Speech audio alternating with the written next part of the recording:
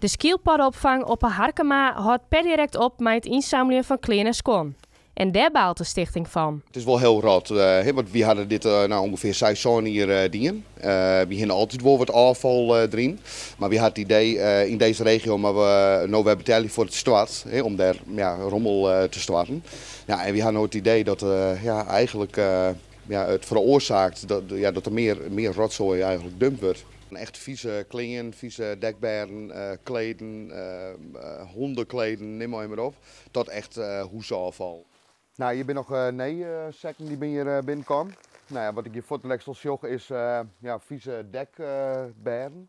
Nou, eigenlijk is het eigenlijk afval. Dus dit is mat alweer voort. Het kent het uit. Wat we nu doen is gewoon het afvalbedrijf sponsoren, zeg maar. Dus dat kan net de bedoeling zijn. Omdat al het smarrige goed dat inzamelen is als afval rekenen wordt, rint zowel Stichting Dierenlad als de skiepaddenopvang hielp mis.